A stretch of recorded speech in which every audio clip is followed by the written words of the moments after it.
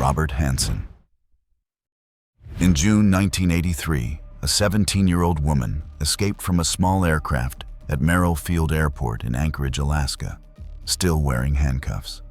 She flagged down a passing vehicle and provided authorities with detailed descriptions of her captor, his vehicle, and the plane from which she had fled.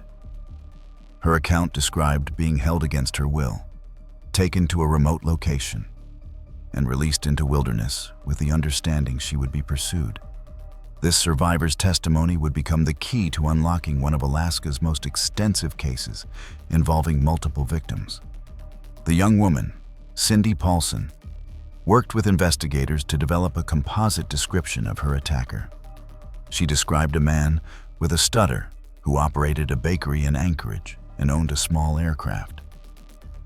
FBI profiler John Douglas was brought in to develop a behavioral profile, suggesting the perpetrator would be an experienced outdoorsman with hunting skills, low self-esteem evidenced by speech impediments or physical insecurities, and someone who kept trophies from his activities. The profile pointed to an individual who had lived in the area for an extended period and possessed aviation knowledge. Investigators identified Robert Hansen, a baker who had operated a business in Anchorage since 1967. Hansen had a documented history of arrests for theft and assault in prior years, though he had maintained a seemingly stable life with a wife and 2 offspring. When questioned initially, he denied involvement and appeared cooperative. But investigators noted his nervousness and the precise match to the profile Douglas had created. A search warrant executed at Hansen's residence in Muldoon revealed evidence that would prove crucial to the investigation. Authorities discovered an aeronautical map with numerous locations marked with X symbols, jewelry that did not belong to family members, and a Ruger Mini 14 rifle. The marked locations corresponded to remote wilderness zones accessible primarily by aircraft. When investigators began searching these sites, they discovered human remains. Forensic analysis established connections between the rifle and bullets recovered from victim remains. Ballistics testing linked the weapon to at least 4 victims. The jewelry was identified by family members as belonging to women who had disappeared from Anchorage over the previous decade. Hansen's method involved approaching women working in Anchorage, often near 4th Avenue, and offering money or transportation. He would then use force to take them to his residence or directly to remote locations via his aircraft. Victims were released into wilderness areas where Hansen would hunt them using his rifle or knife, treating them as he would game animals during hunting expeditions. The psychological terror of being pursued added to the calculated nature of his actions.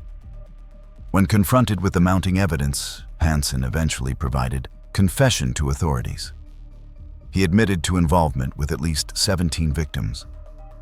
He led investigators to 12 burial sites, providing details about each incident with a detached demeanor. During interviews, he attributed his actions to frustrations stemming from physical insecurities during his younger years. Hansen explained that he felt resentment toward women due to experiences with acne scarring and a speech impediment during adolescence.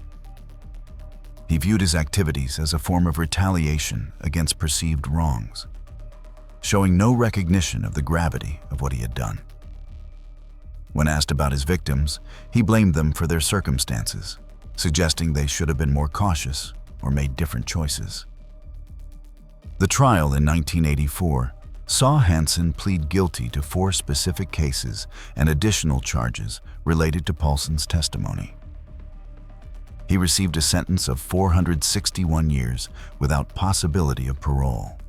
He was initially incarcerated in Pennsylvania before transfer back to Alaska, where he served until his passing from natural causes on August 21, 2014, at age 75. Throughout his incarceration, Hansen never expressed genuine remorse for his actions. He continued to rationalize his behavior as a response to personal grievances, maintaining that societal rejection had shaped his choices. What made Hansen's situation particularly disturbing was the calculated planning involved. But the next case would reveal something even more unsettling, driven by delusion rather than calculation. Richard Trenton Chase. On January 27, 1978, Sacramento police responded to a residence on Tioga Way, where neighbors reported unusual circumstances. Officers entered to find a scene that would become one of the most disturbing in California criminal history. 4 individuals had been killed inside the home, including a woman, a man, and 2 youngsters. The scene showed extensive disarray, with evidence suggesting the perpetrator had engaged in activities beyond the initial harm. The victim, identified as Evelyn Miroth, had been found in her bedroom under circumstances that indicated extreme actions had been taken after her passing. Investigators discovered that one of the youngsters who had been present in the home was missing, raising immediate fears about what had occurred.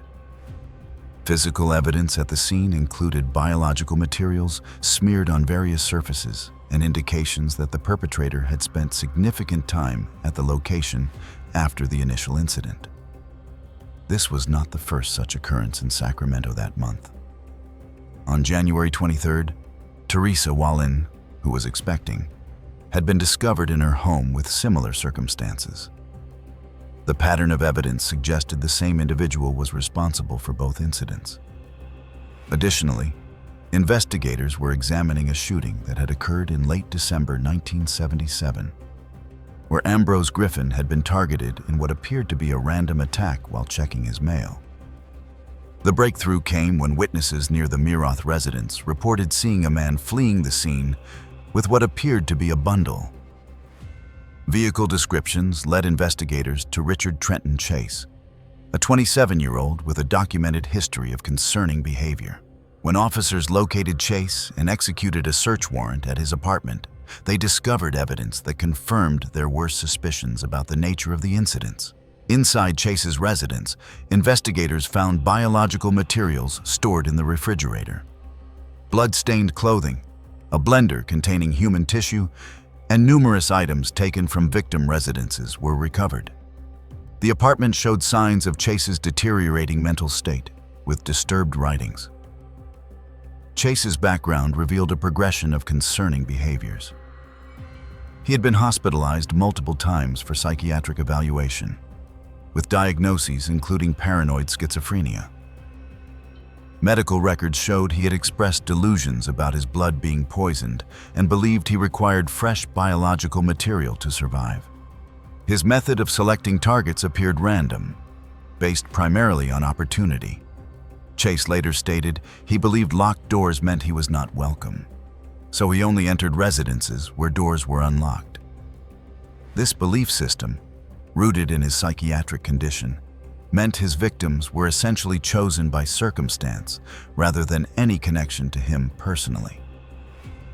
During interrogation, Chase showed no understanding that his actions were morally wrong.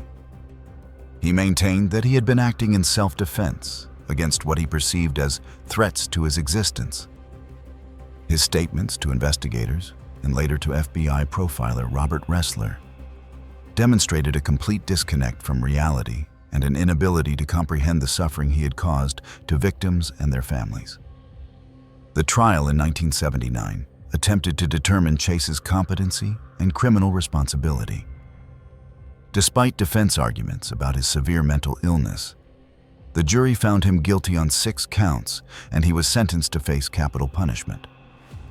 The verdict reflected the jury's conclusion that while Chase was severely disturbed, he had maintained enough awareness to avoid detection and dispose of evidence.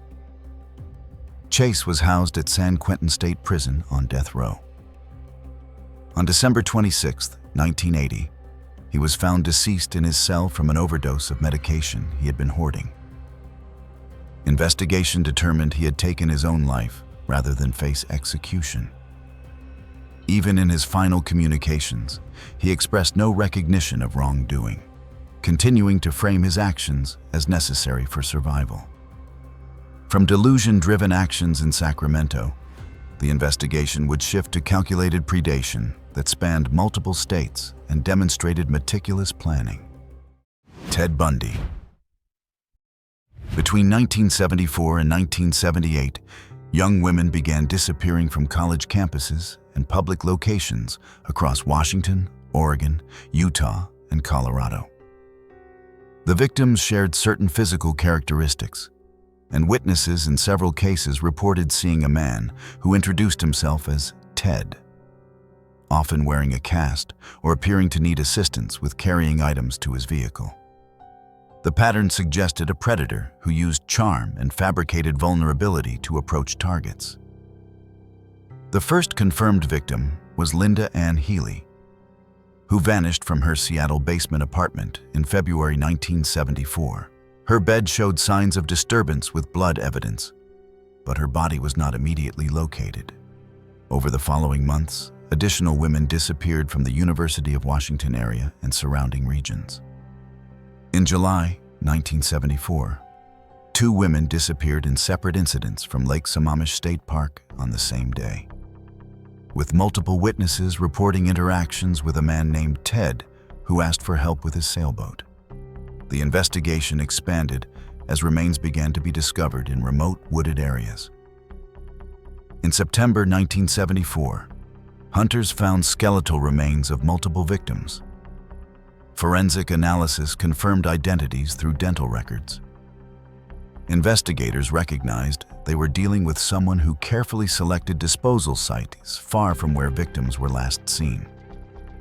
Theodore Robert Bundy became a suspect after his girlfriend contacted authorities with concerns. He was a law student with a background working on political campaigns, presenting an intelligent persona. As more evidence accumulated, including recognition by witnesses, suspicion intensified. In August 1975, Bundy was arrested in Utah for failing to stop for a police officer. A search of his Volkswagen Beetle revealed handcuffs, a crowbar, rope, and other items that raised immediate concerns. Further investigation connected him to the disappearance of a woman in Utah, and witnesses identified him in multiple cases. Physical evidence, including hair samples matching victims found in his vehicle, strengthened the case against him. Bundy was convicted in Utah for attempted kidnapping in 1976 and subsequently charged with additional offenses in Colorado. He escaped from custody twice, first from a courthouse in Colorado by jumping from a window, and later from jail by sawing through ceiling bars. After his second escape in December 1977, he traveled to Florida where he would commit his final known offenses. In January 1978, Bundy entered a residence housing members of a university organization in Tallahassee, Florida. He attacked 4 women while they slept, resulting in 2 fatalities and 2 survivors with severe injuries. Forensic evidence at the scene included bite marks on 1 victim, which would later prove crucial to his conviction. Weeks later, he took another victim in Lake City, Florida, before being arrested following a traffic stop where his erratic behavior and the stolen vehicle he was driving raised officer suspicions. The physical evidence proved overwhelming at trial. Forensic odontologists testified that bite mark impressions matched Bundy's dental pattern with high certainty, representing one of the early uses of forensic dentistry in a major criminal case. Eyewitness testimony, physical evidence from his vehicle, and his own suspicious behavior during the traffic stop combined to secure convictions for the Florida offenses. Throughout his trials and appeals, Bundy maintained various positions regarding his involvement. He initially denied all charges, but later began providing information about some victims. In the hours before his scheduled execution in 1989, he confessed to 30 homicides across 7 states. His confessions focused on details of body disposal sites rather than expressing remorse. During interviews, Bundy discussed his actions in detached, third-person terms. He attributed his development to exposure to certain materials and substance use, though experts noted these explanations served to deflect responsibility. He was executed in Florida on January 24, 1989.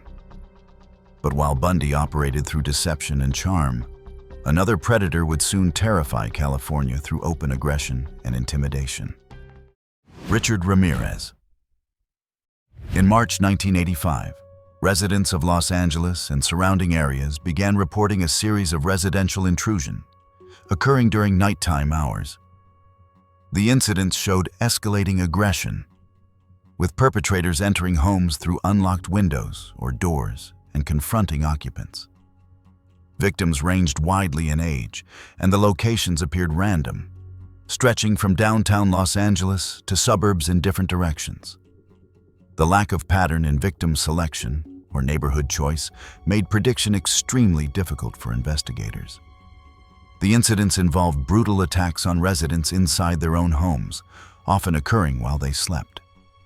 Physical evidence at scenes included footprints from Avia athletic shoes, a relatively uncommon brand that became a signature element of the investigation.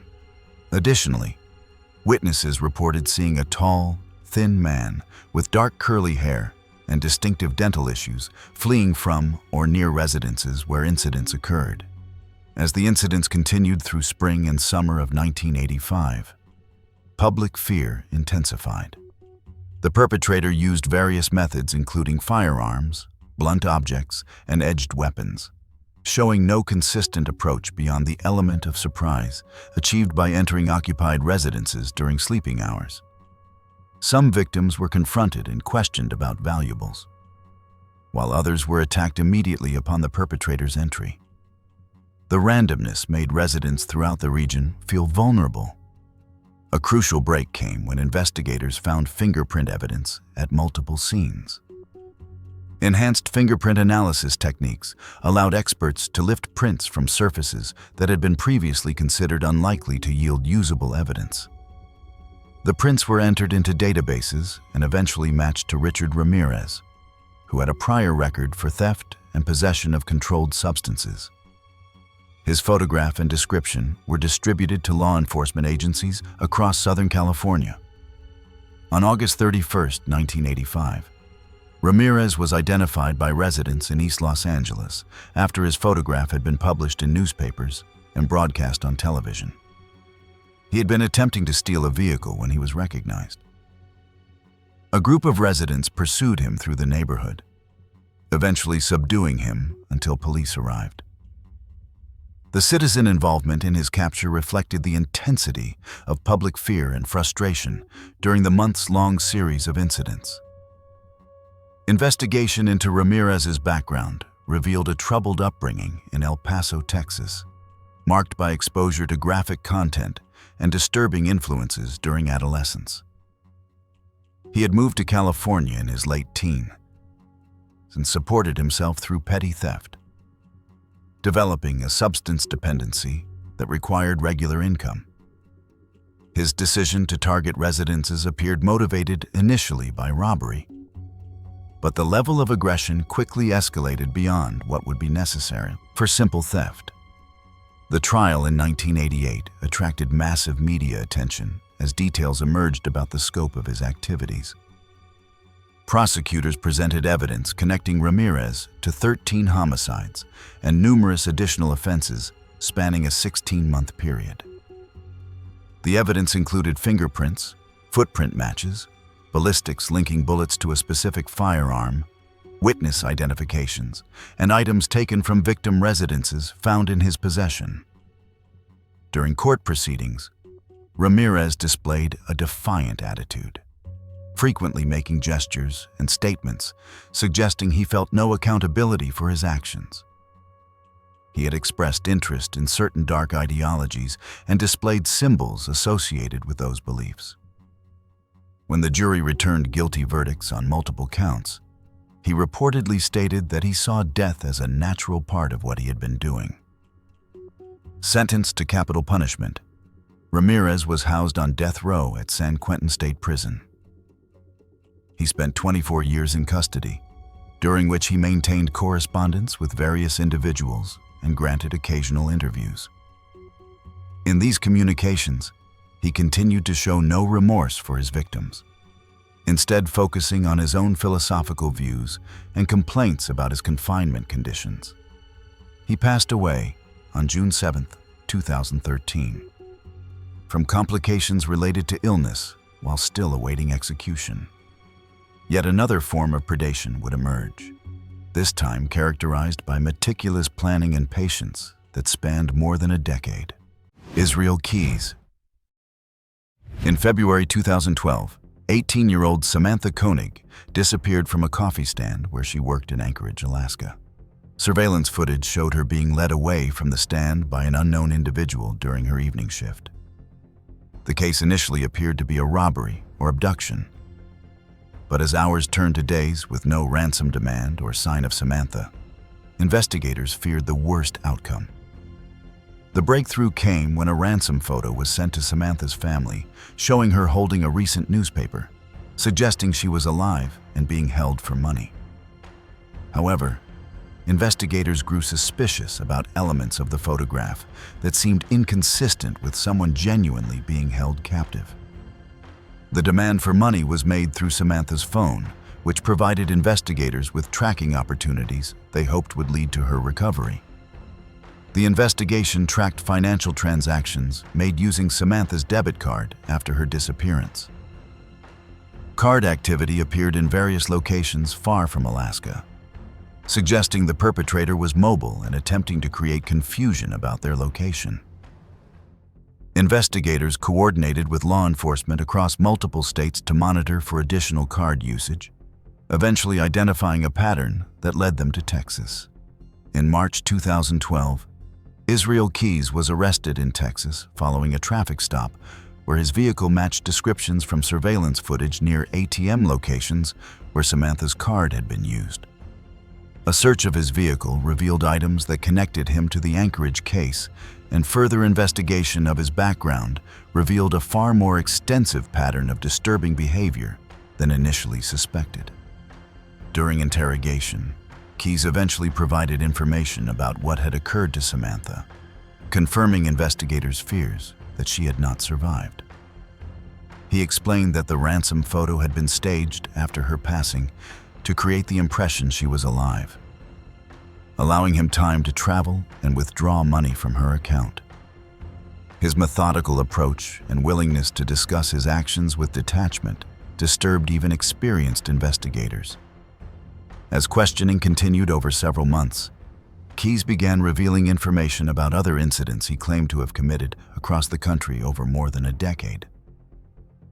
He described elaborate planning, including pre-positioning supplies and weapons in remote locations he called kill kits, which he would retrieve when ready to act. These caches contained items he would need to commit offenses and dispose of evidence, demonstrating long-term premeditation. Keyes described selecting victims randomly when traveling for work as a construction professional, choosing people who he believed would not be quickly missed. He claimed to have committed offenses in multiple states, though he provided limited specific details that could be verified. Investigators were able to confirm at least 2 additional cases in Vermont and Washington that matched his descriptions, though he implied there were more he would not discuss. What made Keyes particularly unusual was the calculated nature of his approach. He discussed his actions as if describing a hobby or skill he had developed over time, showing no emotional response when describing victim suffering. He explained that he compartmentalized his activities, maintaining a seemingly normal life with a partner and offspring, while engaging in extensive criminal behavior when traveling for work.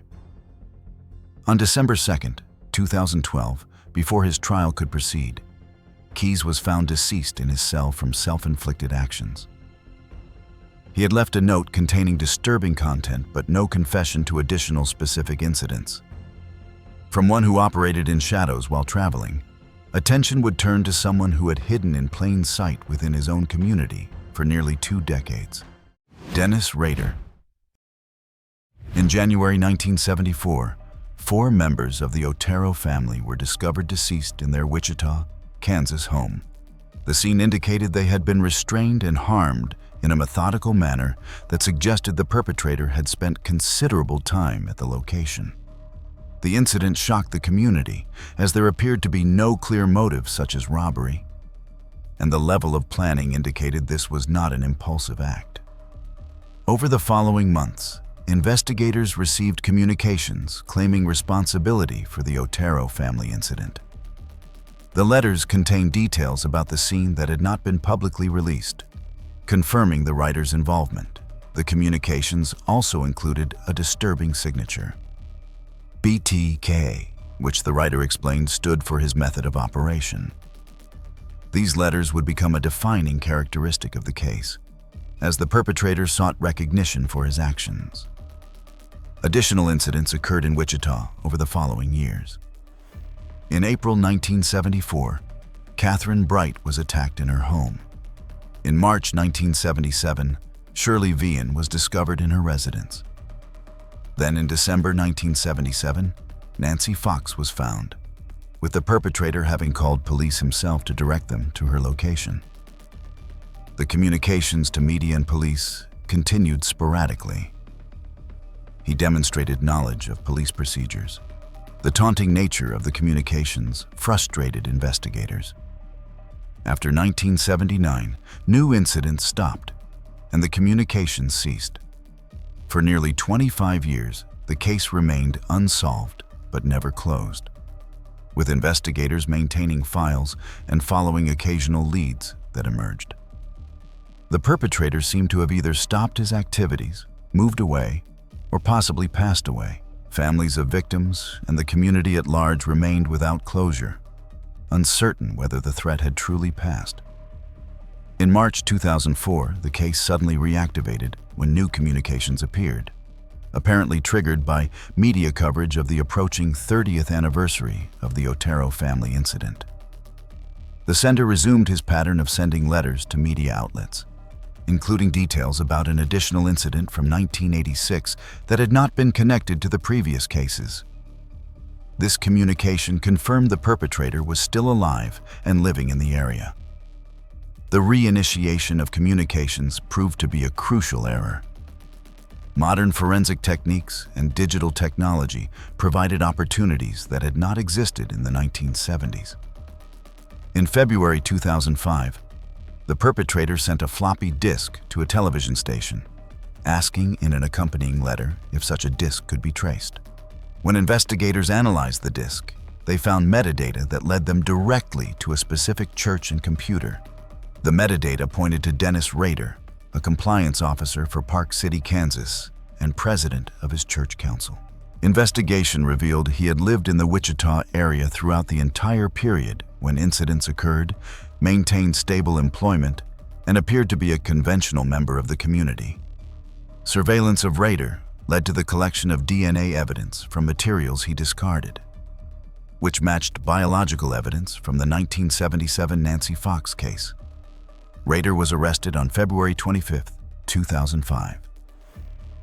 During interrogation, he provided detailed confessions to 10 incidents, including several that investigators had not connected to BTK. His descriptions included specific details about his planning, methods, and the satisfaction he derived from exerting control over victims. He showed no remorse, but rather seemed eager to discuss his activities in technical terms. Rader pleaded guilty to all 10 counts in June 2005 and received 10 consecutive life sentences. During his sentencing hearing, he provided additional details about his psychology and motivations, describing what he called Factor X as a supernatural element he claimed drove his compulsions. His explanations were viewed by experts as rationalizations rather than genuine psychological insight. In custody, Rader has granted occasional interviews where he continues to discuss his actions in detached, analytical terms. He has expressed no genuine remorse for his victims, instead focusing on his own experiences and attempting to explain his behavior through various theories he has developed. He remains incarcerated in Kansas with no possibility of parole. If you've made it this far and enjoyed deep dives into the most shocking criminal cases, hit that subscribe button and don't forget to press the bell icon. While Rader had operated within a single community for decades, The next case would reveal a predator whose reach spanned the entire country over more than 3 decades. Samuel Little. In 2012, Los Angeles police arrested Samuel Little on narcotics charges, but a routine DNA sample would lead to discoveries far beyond the initial arrest. The DNA matched evidence from 3 unsolved cases from the 1980s. What began as a connection to 3 cases would ultimately reveal one of the most extensive series of offenses in American criminal history. Little had been arrested numerous times across multiple states, but had managed to avoid lengthy incarceration. His pattern involved targeting women who were living transient lifestyles or struggling with dependencies, individuals he believed would not be reported missing. This calculated selection allowed him to operate undetected for decades. Following his arrest, investigators began interviewing Little about the 3 connected cases. Detective Mitzi Roberts conducted extensive interviews where Little eventually began discussing additional incidents. His confessions would continue over several years, with FBI analysts working to verify details against unsolved cases nationwide. The process required coordination between dozens of law enforcement agencies across the country, each examining their own cold cases for potential matches to Little's descriptions. Little typically approached victims offering money, rides, or assistance, then would drive them to isolated locations where he would strangle them. His physical strength from boxing allowed him to overpower victims quickly. He deliberately avoided using weapons, relying solely on manual strangulation, which often resulted in deaths being classified as overdoses or natural causes. This method demonstrated his understanding of how investigations were conducted and which deaths would receive minimal scrutiny from authorities. The forensic challenge stemmed from many bodies never being found, or, when discovered, not being properly examined for strangulation signs. Medical examiners in various jurisdictions had ruled numerous deaths as accidental without conducting thorough investigations. Little understood how overlooked populations received minimal investigative attention. Between 2018 and 2020, Little provided detailed confessions. FBI analysts documented his accounts of 93 separate incidents spanning from 1970 to 2005. He provided sketches of victims, descriptions of locations, and specific details. His artistic ability proved valuable, as his drawings helped identify victims. Investigators confirmed at least 60 cases through Little's confessions matched with existing evidence. Cases were verified in states including California, Florida, Georgia, Kentucky, Louisiana, Mississippi, Missouri, Ohio, Tennessee, and Texas. Additional confessions remained under investigation. During recorded interviews, Little displayed no remorse, instead describing his activities in matter-of-fact terms. He compared his compulsion to dependency. His detailed memory of victims, combined with apparent pride in operating undetected, disturbed investigators. In some interviews, he appeared to derive satisfaction from recounting specific details about individual cases, treating his confessions almost as an opportunity to showcase his evasion of law enforcement for so many years. Little received 3 life sentences without parole. He remained in custody until his passing from natural causes on December 30th, 2020, at age 80. His death closed the possibility of gaining additional information about unconfirmed cases. Some families whose loved ones disappeared during the time period. Little was active, continue to wonder whether their cases might have been among those he committed, but never confessed to investigators. From someone who carefully selected overlooked victims, the investigation turns to another whose actions became impossible to ignore due to the physical evidence left behind. Jeffrey Dahmer. In July 1991, a man was seen running through Milwaukee streets with a handcuff attached to one wrist, seeking police help. Tracy Edwards told officers he had been held against his will in a nearby apartment. When police accompanied Edwards to the Oxford apartments, they encountered Jeffrey Dahmer. The officers' decision to thoroughly search the apartment would reveal one of the most disturbing cases in American history. Upon opening Dahmer's refrigerator, officers discovered preserved human remains. Further investigation revealed multiple bodies throughout the residence, along with photographs documenting Dahmer's activities. Dahmer provided a full confession, detailing 17 incidents spanning from 1978 to 1991. His first victim was taken in Ohio shortly after high school graduation, representing an isolated incident followed by a 9-year gap before he resumed in Milwaukee. The pattern escalated significantly in 1987. Investigators would later question whether other incidents occurred during the gap period that remained undiscovered or unreported to authorities. His method involved meeting men at public locations, offering money or invitations, then providing substances to render them unconscious. Once victims were incapacitated, Dahmer would end their lives and engage in extensive activities with the remains, including photography and preservation of body parts. His apartment contained an extensive collection of preserved remains and photographs documenting his activities in disturbing detail.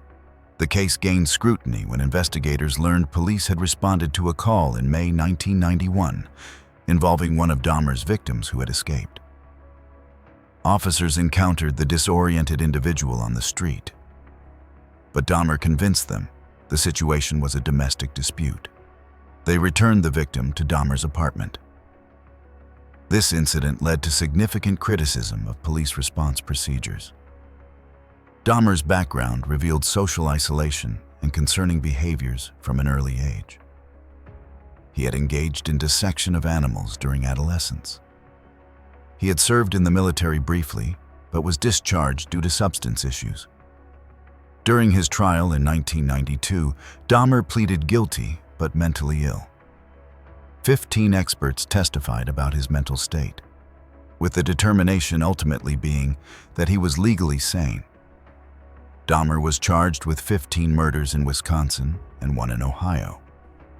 He received 15 consecutive life sentences for the Wisconsin murders, plus an additional sentence for the Ohio murder, bringing the total to 16 consecutive life terms. In interviews and court statements, Dahmer expressed some acknowledgement of the harm caused, though experts debated whether his statements reflected genuine remorse. He described his actions as driven by compulsion and a desire for companionship.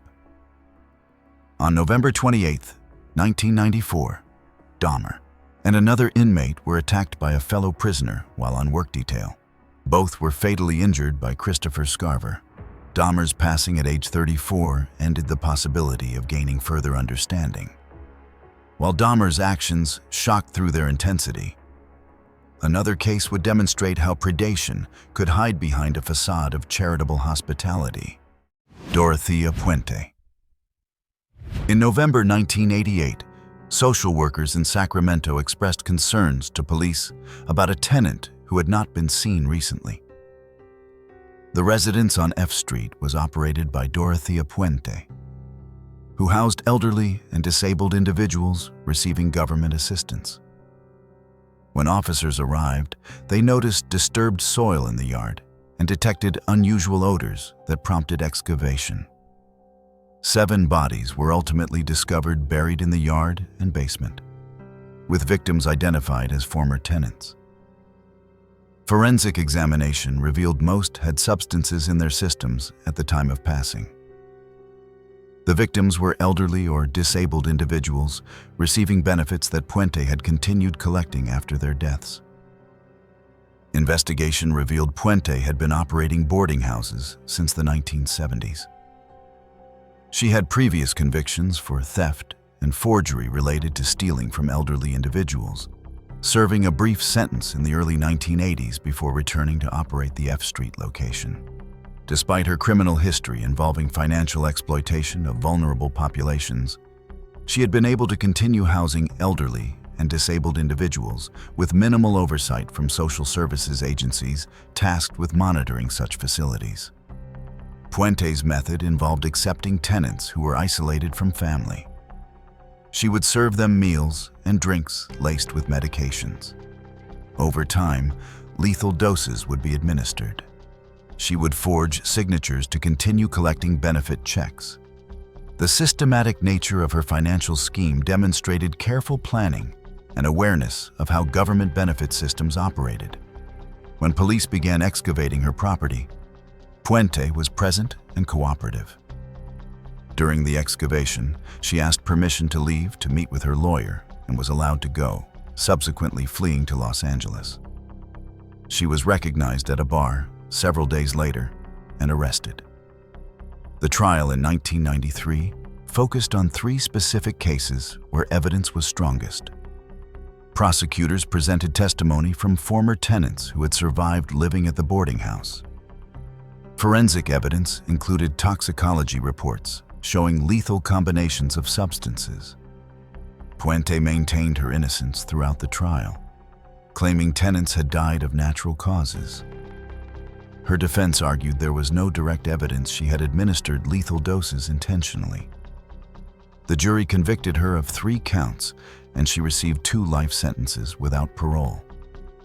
She was incarcerated at Central California Women's Facility, where she maintained her innocence in occasional interviews. Puente passed away on March 27, 2011, at age 82. Until her passing, she insisted the deaths were from natural causes.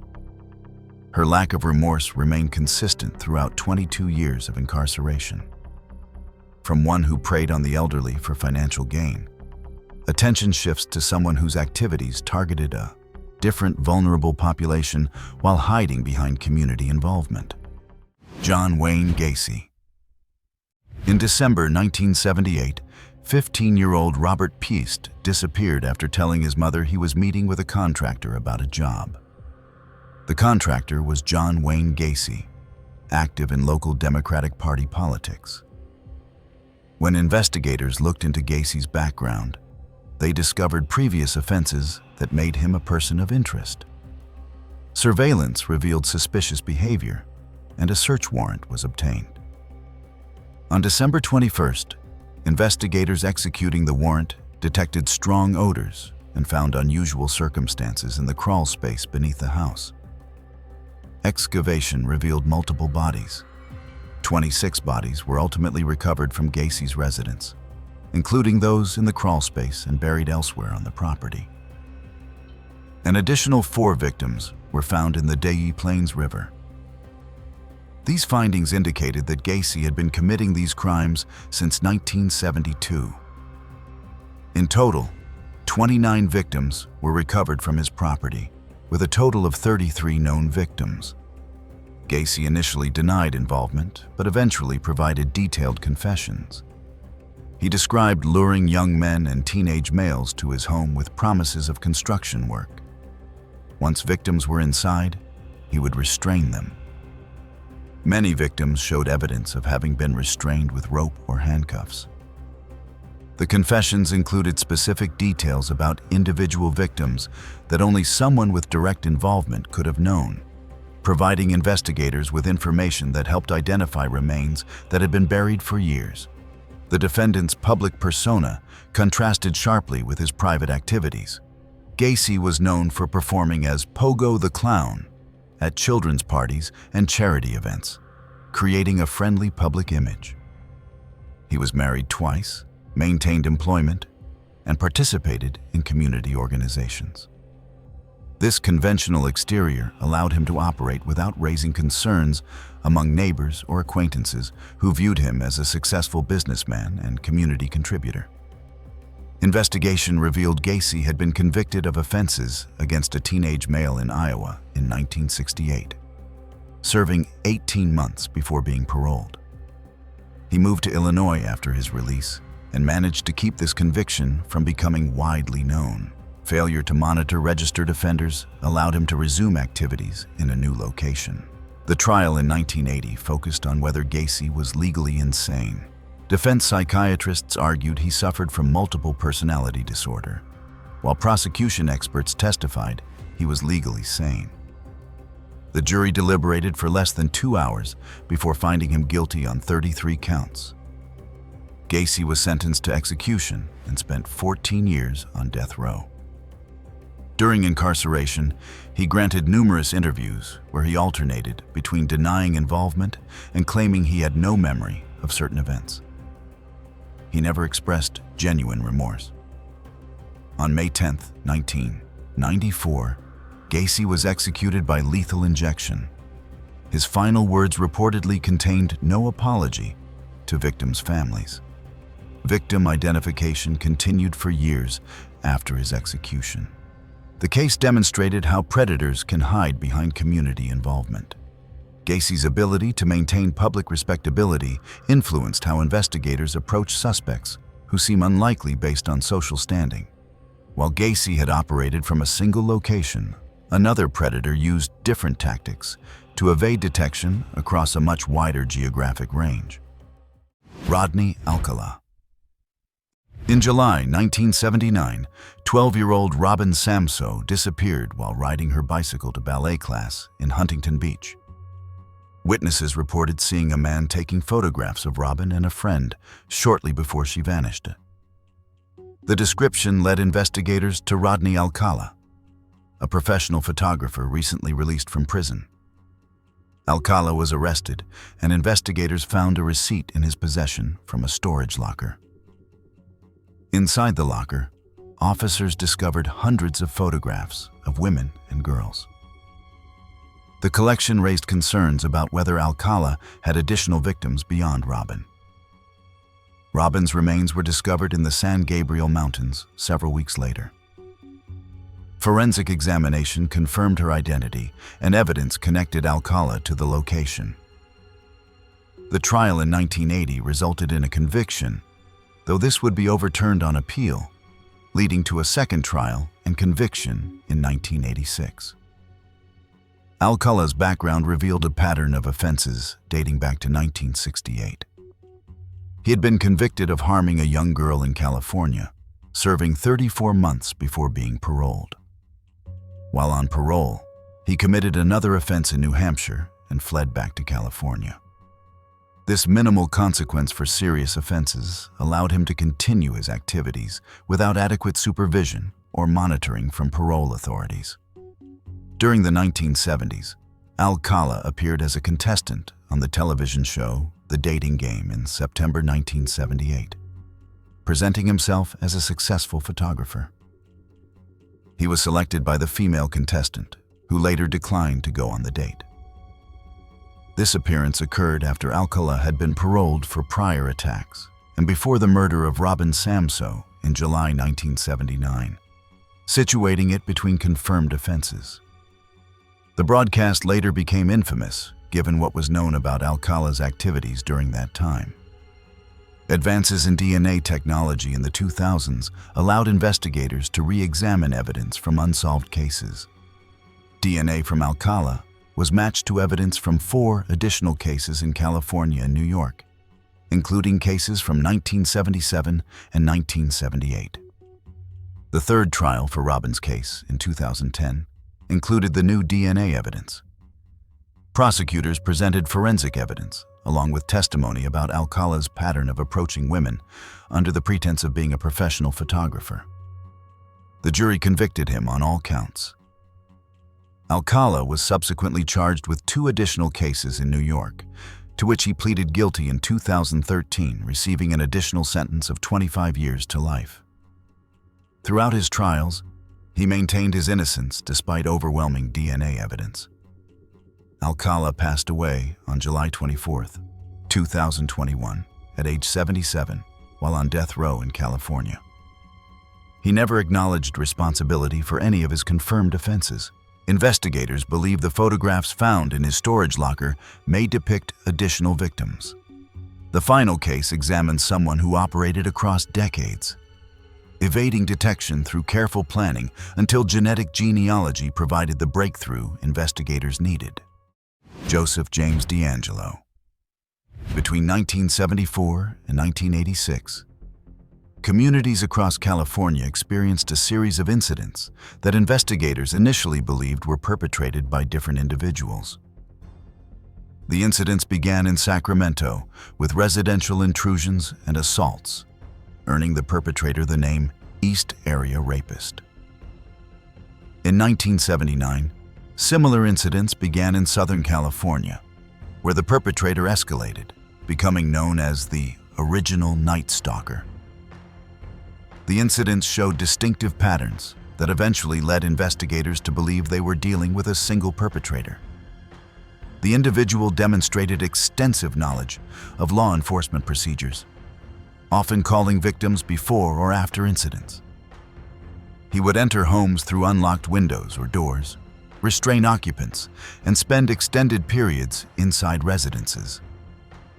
The methodical nature of the incidents suggested someone with patience and planning ability who was comfortable operating in high-risk environments. Physical evidence collected across the incidents included biological materials that DNA technology would eventually prove came from the same individual. However, despite composite sketches and witness descriptions, the perpetrator's identity remained unknown.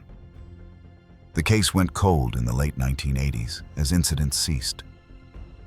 Investigators pursued numerous leads over the years, developing suspect lists that included hundreds of names, but none resulted in identification of the actual perpetrator. In 2017, investigators formed a renewed task force to examine the cold cases using modern forensic techniques. The decision to employ genetic genealogy proved crucial. DNA from the crime scenes was uploaded to public genealogy databases, allowing investigators to identify distant relatives through shared genetic markers. The genealogy work led investigators to Joseph James DeAngelo, a former police officer who had served in Exeter and Auburn, California during the 1970s. This background explained his knowledge of police procedures. Surveillance allowed investigators to collect discarded DNA samples that conclusively matched evidence from multiple scenes. DeAngelo was arrested on April 24, 2018, at his residence in Sacramento. The arrest came as a shock to neighbors who described him as a quiet retiree. He had been living a seemingly conventional life since his retirement. The legal proceedings involved extensive negotiations. DeAngelo entered guilty pleas in June 2020 for 13 counts of first-degree murder and related kidnappings, acknowledging numerous other offenses to avoid capital punishment. He was formally sentenced in August 2020.